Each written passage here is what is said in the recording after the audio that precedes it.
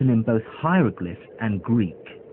It provided the crucial clues which British and French scholars used to decipher the writings of ancient Egypt. That's the usual story one hears, but Dr. Al-Dali has made a discovery that dramatically alters it. He has recently unearthed a number of rare works by the Islamic scholar Ibn Wahshiyya.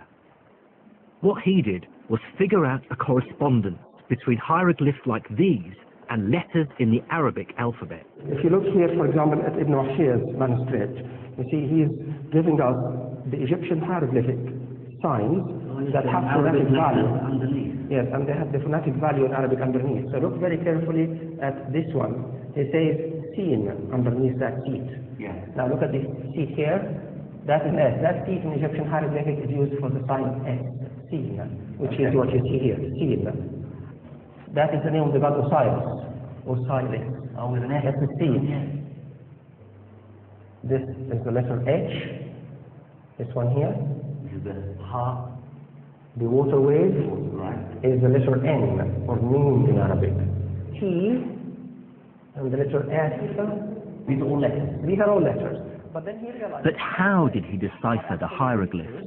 The one good thing about the early Arab scholars was their ability to link ancient Egyptian language, we call hieroglyphics, to link it with their own contemporary Coptic. They realized that Coptic is nothing but the later stage of ancient Egyptian language. And they realized this because the translation movement had literally placed hundreds of Coptic texts into their hands. The scholars could now see a direct link between hieroglyphs and Arabic. What fraction of these symbols would have been correctly deciphered? They got about 14 letters. They got more than half of the Egyptian hieroglyphic correctly. So that was a remarkable achievement for people in the 9th century, 10th century.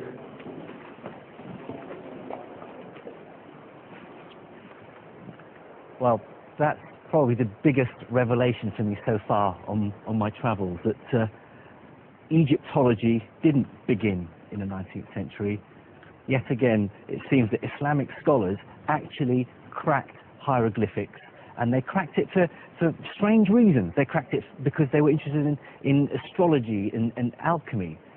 But here is another example of this amazing translation movement. They weren't just translating Greek and Indian and Persian text, they were translating Egyptian hieroglyphics as well. Absolutely incredible.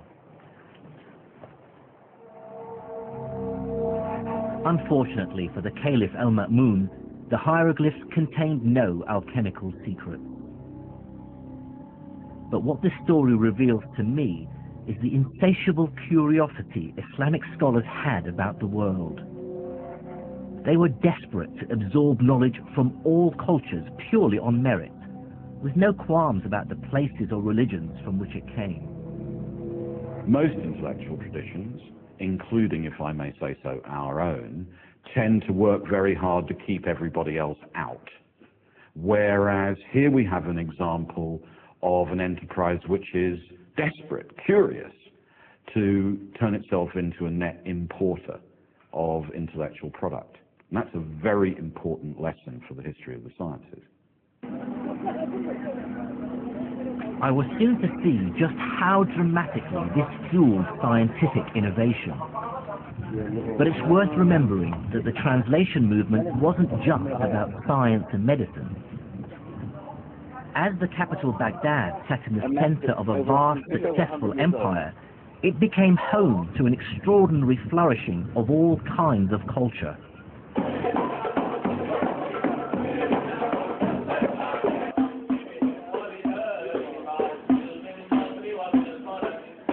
For this is the time described by 1001 Nights, of great and generous caliphs, magic carpets, great journeys, but also ambitious buildings, music, dance, storytellers and the arts.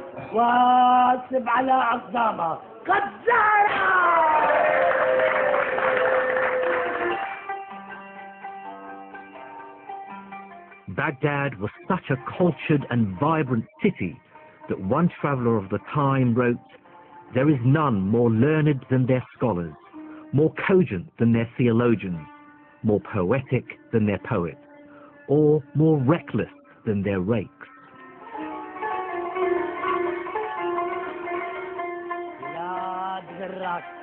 It really must have felt like Baghdad and the Arabic Empire were the world leaders in civilization and culture. To be part of that city's growing intellectual elite must have been as exciting as it gets. It was a new Muslim city. It only started to be built in 756. So it has that sort of sense of almost being on a frontier, of being something new, of being something different. It was full of courtiers, it was full of sort of nouveau riche individuals who were trying to make their way at the Abbasid court. And it is the sort of a place, if you like, where innovation is valued and appreciated. At the heart of the city's intellectual life was a system called the Majlis. Now, the word Majlis could probably best be translated as salon or talking house. In 9th century Baghdad, what this meant was that the city's elite, the caliph, his courtiers, generals, and aristocracy, would hold regular meetings, you might call them seminars or discussions, during which the city's cleverest men, the philosophers, theologians, astronomers, and logicians, would gather to discuss and debate their ideas. It was not the case that people were expected to adhere to a particular line or adopt a particular religion. They were allowed to express their own sentiments and their own views very freely. The point was that they should do so in elegant Arabic and in good logical reasoning. The effect of the Majlis was to create a heady mix of money and brains, with the best minds in the empire swapping ideas while simultaneously engaged in fierce competition for patronage. It's at this point my investigation into the first wave of Islamic science returns me to the man we first met at the beginning of this story in the back streets of Cairo, the great mathematician who brought the West the decimal system. Out of the very heart of this intellectual whirlwind came Al-Khwarizmi, mathematician, astronomer, courtier, and favorite of the Caliph al-Ma'mun. He was a product of his age, an emigre from eastern Persia into Baghdad, surrounded by books, well-versed in learning from Greece, Persia, India, and China, and fearless in his thinking. Al-Khwarizmi brought together two very different mathematical traditions and synthesized them into something new. The capacity to have on your desk simultaneously two very different kinds of mathematics presses on models of what counts as calculation, what counts as measurement, and I think accelerates the process of intellectual change. The first of these traditions came from the Greek-speaking world. Greek mathematics dealt mainly with geometry, the science of shapes like triangles, circles, and polygons, and how to calculate area and volume. The other great mathematical tradition Al-Khwarizmi inherited came from India. They'd invented the 10-symbol decimal system, which made calculating much simpler. Thanks to the translation movement, Al-Khwarizmi was in the astonishingly lucky position of having access to both Greek and Indian mathematical traditions. He was able to combine geometrical intuition with arithmetic precision, Greek pictures and Indian symbols, inspiring a new form of mathematical thinking that today we call algebra.